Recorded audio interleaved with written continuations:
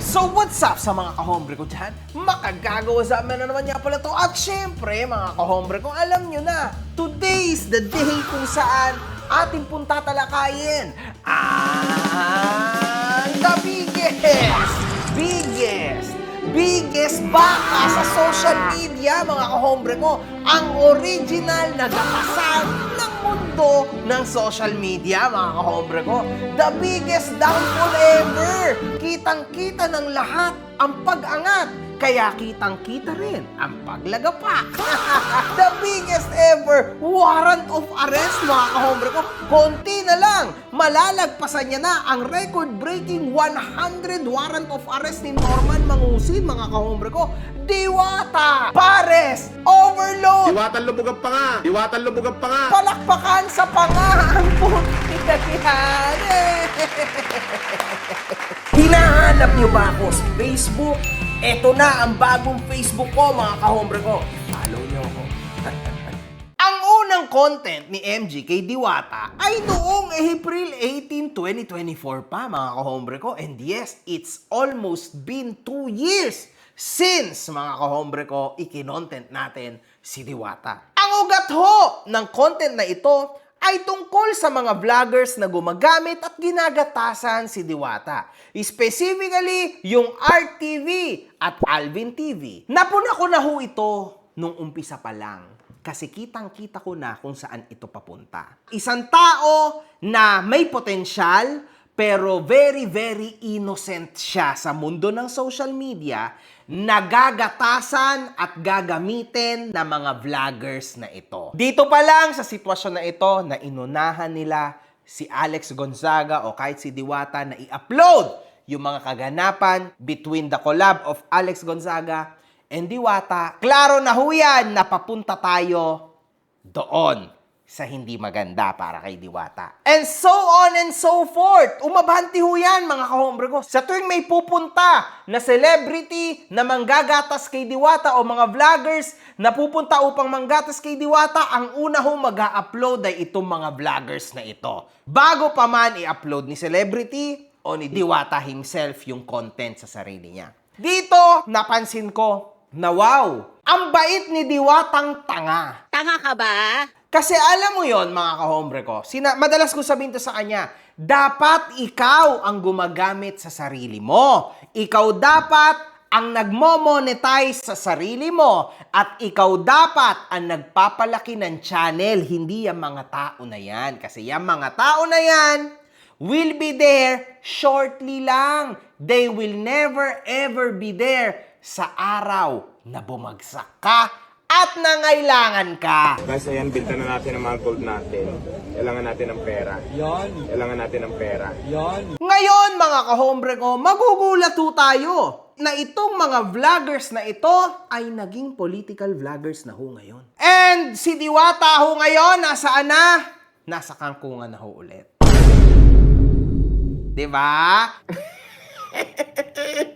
And nung oras, which is ngayon, yung oras na nangangailangan talaga si Diwata, wala na ho sila. Even to help him slightly, wala po sila. Ganyang katindi ang mga yan, mga kahombre ko. Pero ngayon, syempre, mas maliit na ang kita nito mga political vloggers na ito. Di ba? Mga vloggers turned into political vloggers na ito. Kasi hindi na si Diwata ang content nila. So, parehas lang silang naggatasan, parehas silang bumagsak. Pero end of the day, mas marami pong nawala kay Diwata. Kasi buhay ni Diwata ang binablog nila. And pinagkitaan nila yon. And yet si Diwata, walang kinita sa kanila. Yun ho'y nakakalungkot. Sa panahon na wala pang social media, si Diwata, pinayuhan ko na agad ito. Now, ito ang masasabi ko sa'yo, Diwata. Kung ako sa'yo, gumawa ka na ng social media team mo. Huwag mong pabayaan yung page mo habang sikat ka pa, Diwata. Kasi ang kasikatan, hindi yan habang buhay. Pinakinggan naman ito ni Diwata at gumawa na rin ng sarili niyang social media. Mga kahombre ko, gumawa siya ng YouTube niya at gumawa din siya ng FB niya. So, goods naman tayo sa part na yon, no? Sinaad ni MG. Kaya ako, yumaman ako ng ganito because of this. Kasi tulad niyan, hindi na ako ganyan kasi katulad dati, di ba? Ganyan din ako kasikat dati, di ba? Same tayo. Kaso hindi na ako ganyan kasikat ngayon. Pero look where I am now. Very far. Hindi nyo naman ako makikita sa tabi-tabi, di ba? That's what I mean. Hindi tulad dati nung nagsisimula ako na kung saan-saan nyo lang ako makikita. Not anymore now. Yan ang sinasabi ko sa'yo, Diwata. Because hindi mo deserve ito. And ito yung problema sa mga tao na biglang sumisikat. Because hindi nyo alam na gagamit na pala kayo. Hindi nyo alam na tatanga na pala kayo. Hindi nyo alam na marami palang pera dito. Diwata, paano na lang kung sa'yo pala napunta lahat ng views ng yan? Eh di sana, super millionaire ka na. Hindi umabot ng 2 buwan. Putrakis. Para ka na si Rosmar. Rosmar is very intelligent, mga kahombre ko. Hindi siya nagpagamit. Siya talaga ang kumita ng matindi. Ba't nakita nyo siya ngayon? Where the fuck she is now? Ganyan ka dapat, Diwata. And si Rosmar ginawa yan sa 1 taon. Ikaw kaya mong gawin yan in 2 months. Kaso tingnan mo ang ginagawa mo. Sinasayang mo yung chance opportunities mo. So gumawa ka ng social media team mo para meron nag-aasikaso sa Facebook page mo. Kasi as of now, parang 200,000 lang followers mo, wala ka pang YouTube channel. Sa YouTube din, ginagamit ka rin ng mga tao. Putang ina, Diwata, monetize yourself. Yan ang gusto ko sabihin sa'yo. Man, kung ma-monetize mo, kung talagang magatasan mong sarili mo, tulad ng ginagawa ng mga putang inan to, example lang to, Diwata, 8 days, man. Mas malaki pa ang kinita sa'yo ng mga hayop na to. 8 fucking days, mas malaki pa kinita nito na walang kahirap-hirap, binidyuhan ka lang, Diwata, ginamit ka lang. I hope you understand kung saan ako papunta. Use your damn head and use yourself sa sarili mo. Don't let others use you. Yun lang, Diwata. Use your head, man. Kasi mga kahombre ko, bilang isang influencer, Diwata, alam mo rin to, no? Hindi panghabang buhay ang mga views natin. Diba? At lalong-lalo na hindi panghabang buhay ang fame natin. In fact, mga kahombre ko, makikita ho at mapapansin ho natin na si Diwata ngayon ay sagad na sagad na. Kumbaga, walang-wala na pong Diwata Pares overload ngayon. And pinakamasaklap, makikita naman natin later on, binitawan na rin siya ng mga taong naniwala kuno sa kanya, mga kahombre ko. Ayun yung mga bagay na pinakamalungkot, alam niyo? Para siyang naging si Sander Ford or si Marlo Arizala. Kilala ng lahat, pero hindi niya nagatasan o hindi niya na-monetize ng tama ang sarili niya. So, hindi niya napagkaperahan. Ibang tao pa ang pumera through their names. Ayan, tulad ko, for example, nagatasan ko sila. But them, wala silang nagawa. Wala silang nagawa kundi ang magpagamit pag hindi sa media, sa social media. Yun ang nakakalungkot. And it's real. At ngayon, makikita natin na si Diwata Pares Overload ho, talagang matindi nang ibinagsak sa views. Pangit na po ang nangyayari sa kanyang content ngayon. Halos wala na, mga kahombre ko. So, it's over. Pag hindi problema, makukulong siya, magkakawaran siya, makukulong, magkakawaran ulit, makukulong. Hindi na ho siya nagte-trending. Wala na siya, laos na siya. Hindi ho tulad ng dati, mga kahombre ko, na nagte-trend siya dahil may kumain sa Diwata, may ganito sa Diwata, may bago sa Diwata. Ngayon, mga kahombre ko, wala na nagte-trend na ganyan. Nagte-trend na lang siya o magte-trend na lang siya kapag nasa kapahamakan na ulit ang buhay niya. Alam niyo kung bakit ganon? Madali lang ho, mga kahombre ko, ang sagot dyan. Alam niyo rin ba kung bakit napakaraming tao naghihintay sa downfall ni Diwata? Madali lang din yan. Dahil yun mismo ang pinakitang ugali ni Diwata sa tao. Ang kakupalan. Lalo na nung panahon niya na ayaw niya magpa-picture, nabastos ng mga sagot niya. Ata, birthday ko ngayon, pabati naman. Lipas din yan, kuya. Alam ko it's hard. Kasi sobrang hirap po niyan. Yung kada segundo may nagpapapicture sa'yo, pinupuntahan ka sa iyong shop para magpapicture sa'yo. Kaso sana meron ka nalang ginawang ibang tao, di ba? O manager na nagmamanage ng negosyo mo. Kasi nung panahon na yun, may kakayanan ka na eh. Kaysa naman, alam mo na mainitin ang ulo mo, winasak at sinira mo lang talaga lalo yung sarili mo. So ngayon, ayan yung kabayaran. Which ito yung nangyayari sa'yo. Kaya hindi mo rin masisi kung bakit ka inulan ng basher. Hindi yan dahil sa mga tao, sa paniniwala nilang kalokohan, kundi dahil yan sa binuo mo, sa binild mo. So yon mga kahombre ko, alam niyo naman siguro kung ano ang sitwasyon no, ng mga OFW kung saan sa tuwing ikaw ay magpapadala, hassle na nga dahil sa oras, pero ang pinakamatindi pa dyan, ang taas pa ng ikinakalta sa'yo sa bawat transaction na ginagawa mo. Buti na lang talaga ay merong tap send.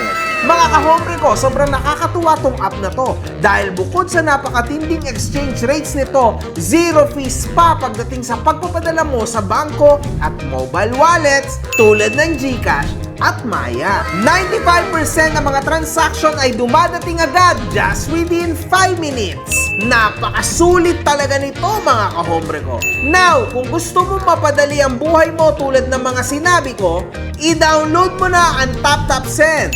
After mong i-download ito, mag-sign up ka na. Pero syempre mga kahombre ko, huwag mong kakalimutan ang promo code ko na makagago nang magkaroon ka ng extra $20. Totoo yun, $20 sa ipapadala mo sa una mong deposit. Ano pa ang inihintay mo, kahombre ko? I-tap-tap-send mo na yan.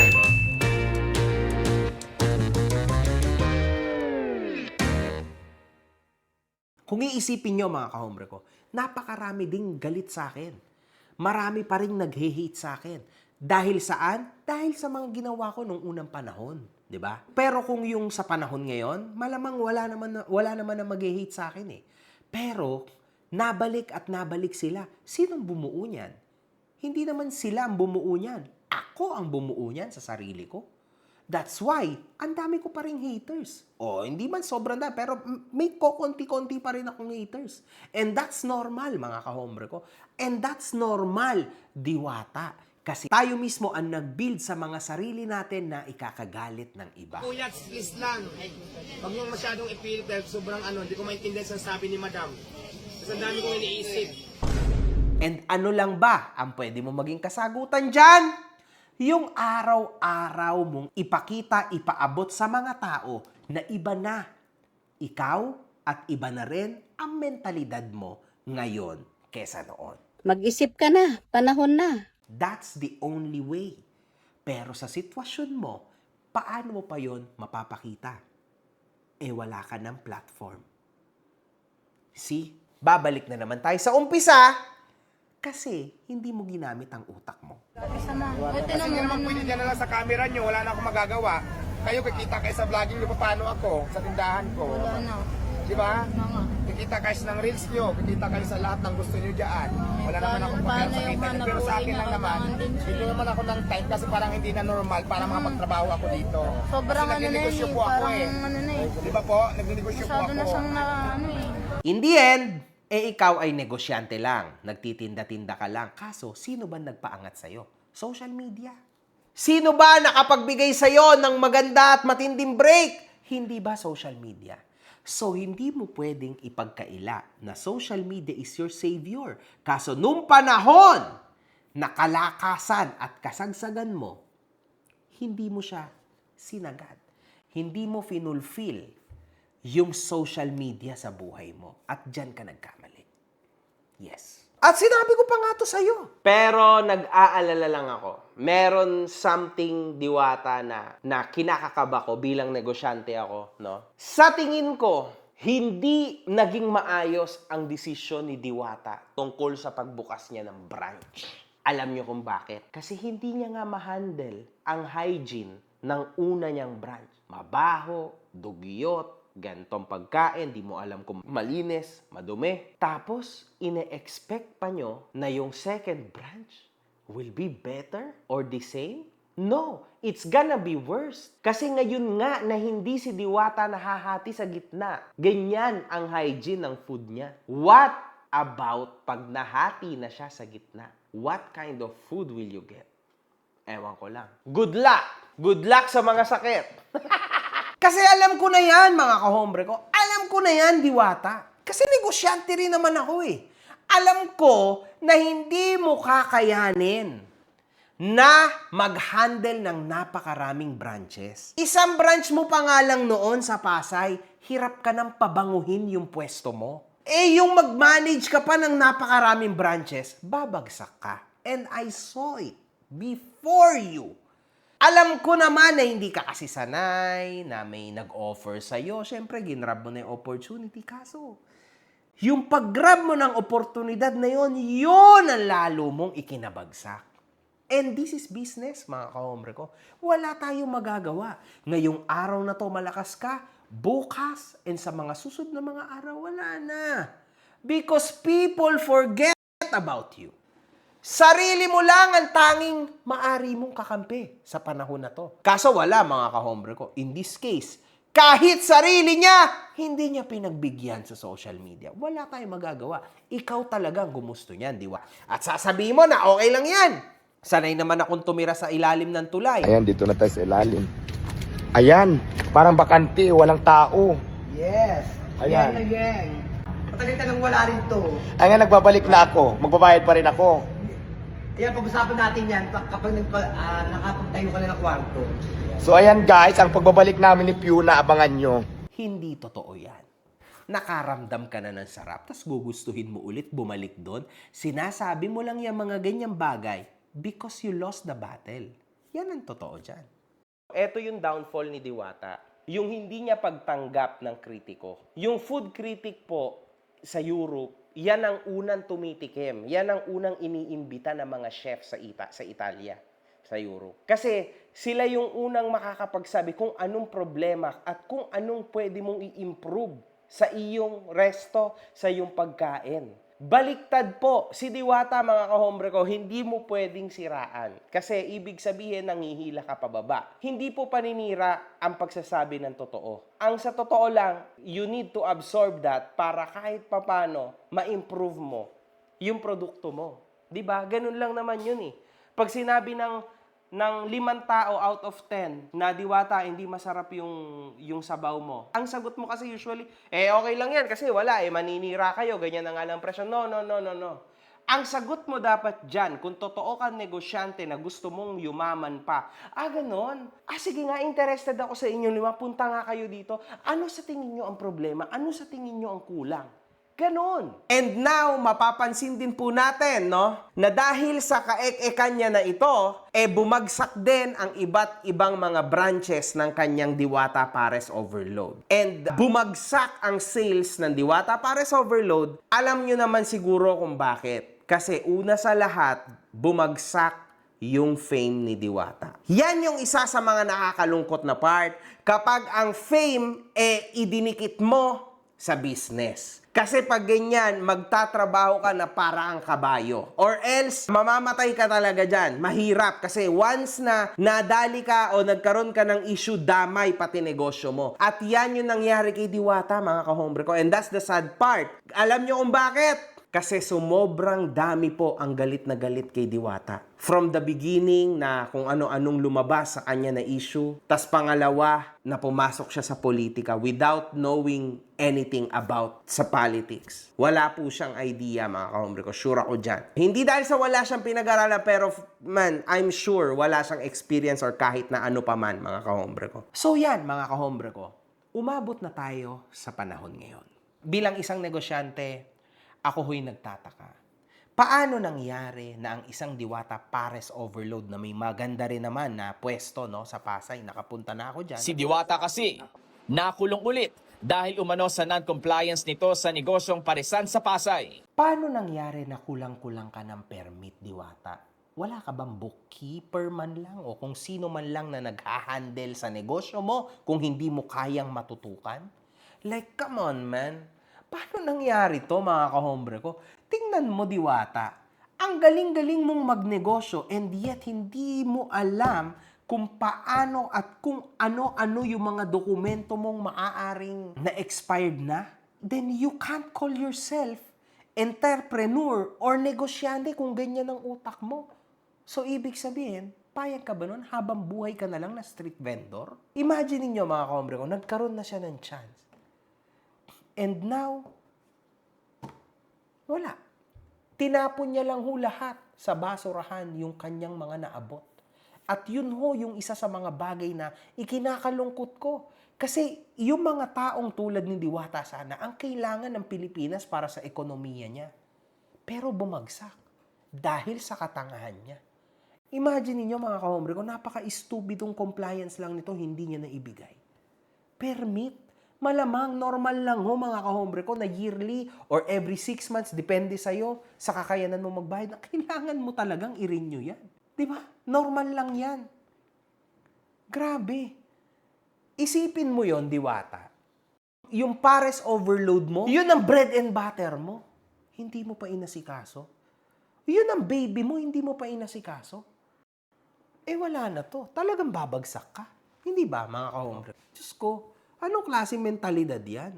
At dito, mga kahombre ko, kumakalat na ho sa social media na nagbebenta na lang si Diwata ng pares gamit ang kariton.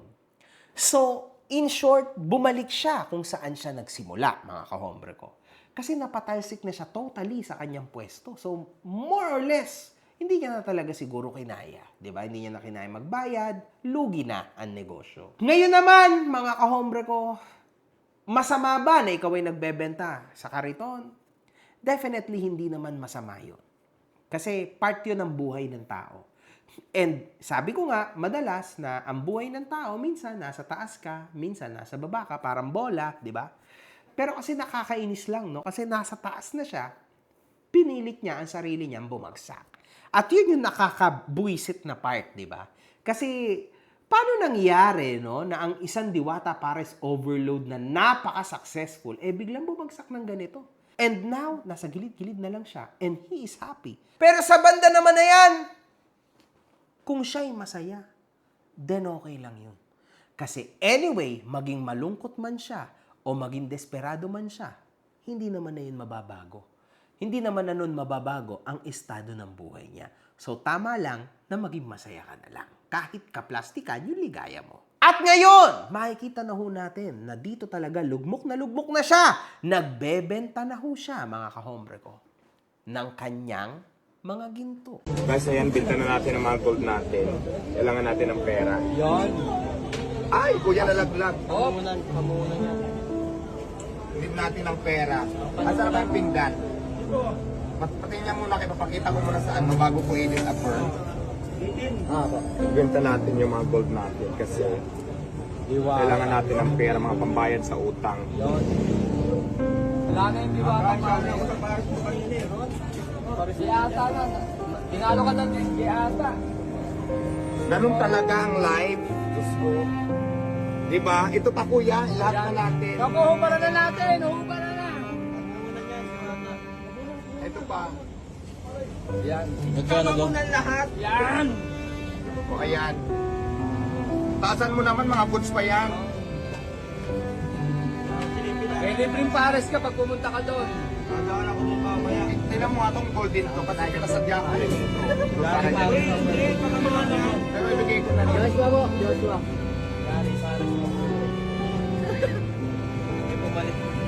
Mga Elvin pa? 71,000 daw. Okay na, mamaya naman. So guys, ito na yung pinagbinta natin ng gold. Malaki na yung puhunan natin ito. Kaya aabot to ng 30 million ulit. So, binenta niya lahat, mga kahombre ko. Halos lahat ata ng kanya mga ginto kasi ang kapal na ng perang dala niya. So, most probably, lahat na naipundar niya, naibenta niya. And nakakalungkot to, nakakalungkot. Kasi bilang isang co-influencer niya, ang pangit din, no, na makakita ko ng ganito. Kasi actually, kahit kailan, hindi ko to papangarapin, no, sa kahit na sinong influencer. Kasi masakit din sa akin to. Pero, ayon kay Diwata, sa naging interview niya kay OG Diaz, siya daw ay na-scam na mga nag-franchise ng kanyang pangalan. Daw binibigay, pero mayroon naman pala. Sa madaling salita, na-scam ako. So, oo. Ngayon, naging problema ko rin yan. Ngayon, na parang, di ba, syempre, hindi lang naman ako yung na-scam, pati yung mga investors. So, yan yung pinag-uusapan namin ngayon. Ayaw ko na din banggitin lahat kasi baka mamaya magkamali ako kasi, di ba, may planong sa mga case-case na yan. Ayaw ko din naman na to the point na madiin ako. Pero ang nangyari kasi doon, parang wala ko natanggap. May mga nagtayo man nagsara na, pero wala ko natanggap na franchising fee at saka royalty fee. Ako pa nga yung nautangan. So, yun. Grabe. Oh my God, nautangan ka pa nung nagtayo ng franchise, no? Yes, nangutang pa sila sa akin ng cash. Yun yung previous nila na plinag ko na to dati na yung utang sa Quezon City branch ng Diwata Paris. Ako ang nagbayad ng 312,000 na hindi nila binayaran. So yun, ganun ang nangyari. Hindi nila binayaran kanina. Doon sa may-ari ng inuupahan ng Diwata Paris. Ikaw ang hinabol. Ako ang hinabol. Pero okay na yan ngayon, nabayaran ko na. Yun nga lang kasi nakakasama ng loob. Kasi wala na nga ako natanggap na bayad sa mga franchising fee. Wala ka nang royalty. Doon sa mga atraso, ako pa yung hinabol. So, ganun. So, ba't hindi mo sila hinabol? Actually, mayroon naman kaming pinaplano na ngayon. Kasi syempre, hindi naman doon ganun kadali para basta regarding dyan. Yun nga, yun ang plano ko din naman talaga. At saka ngayon, mayroon akong nakabimbin na kaso regarding dyan. Kaya ayaw ko na din i-discuss lahat. Okay. Kasi baka mamali ako. Alam mo naman ang social media, di ba, konting pagkakamali mo na. So ganun lang, bigyan ko lang ng clue na ganun ang nangyayari sa akin. Akala naman siguro itong mga tao na hindi nakapanood sa akin na mayaman na ako kasi di ba ang dami nagbukas ng mga parisan. Tapos ang nandun pa ako every time na opening kasi kasama sa kontrata yun, nagbablog-vlog ako. Pinapakita ko dati na ito ang bagong bukas ng Diwata para sa Quezon City. Ito yung Calamba, ito yung Caloocan, ito yung Pampanga. So ganun ang eksena, parang anyaman-yaman ko na sa social media. Pero sa realidad, hindi naman talaga. So, wala ka nakuha dun sa mga wala. Nising branches?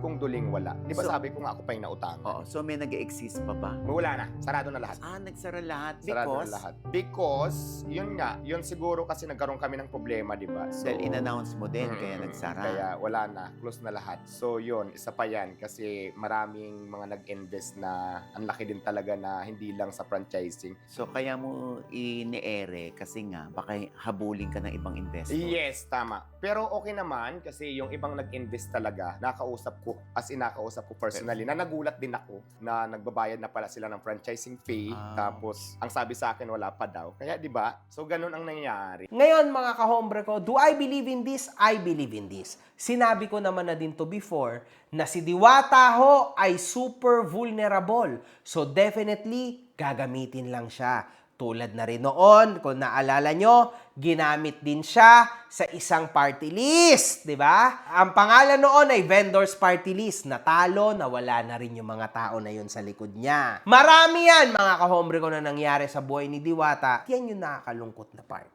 Kasi nagtiwala siya agad sa mga taong hindi naman niya dapat pinagkatiwalaan. Lalo na ibinigay niya yung pangalan niya, and now, as he continues on saying, ongoing pa daw ho yung mga kaso against sa mga nanloko sa kanya. Pero kahit puntahan na natin yung dulo ng mga kaso na ito, hindi pa rin maibabalik ng hustisya ang nawalang chance kay Diwata. Kasi kahit kailan, di naman niya mapapanalunan 5 million, 10 million, nothing. More or less, siguro nasa mga 200 to 300K na lang ang maibabalik sa kanya when he wins. What if he loses? It's over. So in short, talaga hong napakatinding kawasakan ito sa kanyang buhay. Ulol, gago! Wala na to! Meow! So yun, mga kahombre ko, no? Ito, Diwata, hindi ko alam kung magiging huling content ko na ba to sa'yo or maybe you'll come back stronger than ever. I don't know. Pero tulad ng ginawa ko noon, no, mga komento ko sa'yo. So, nandito na tayo sa dulo ng karir mo. It's over. Tapos na. Bumagsak ka na. Isa na lang ang masasabi ko sa'yo. Siguro naman natuto ka ng tumingin kung sino ang tamang tao na nakapalibot sa'yo. Kung sino ba talaga ang dapat mong pagkatiwalaan, kung anong klase ba ng mga tao yung mga hinayupak na gumamit sa'yo. Ngayon, Diwata, I can offer you one thing. Kung gusto mo ng tunay na gabay, pwede mo akong makausap, and I am free, and I am very willing to help you now na bumagsak ka na ng sagad. Tulad na sinabi ko noon, pupuntahan kita kapag laos ka na. Ngayon, I am actually here, maybe, para makatulong sa'yo, di ba? Kung gusto mo lang. Kung gusto mo ng extra knowledge, kung gusto mo ng extra care, para sa kung anumang natitira sa iyong kayamanan. Otherwise, bahala ka sa buhay mo. Kasi in the end, tulad niya na lagi kong sinasabi, tayo pa rin naman ang may responsibility sa ating mga sari-sariling future. Nasa ating mga kamay pa rin yun. So if we lose, then we lose. Wala tayong magagawa doon. Diba? Tulad na nangyari kay Diwata, niyayakap na lang niya ulit ang kahirapan. Anong gagawin mo? Alangan naman na makipag-away siya sa sarili niya sa salamin. Wala na. The damage has been done. Wala nang balikan. One love. Good fucking vibes. One love, good fucking vibes. Yes, of course. Mga putang ina nyo kayo.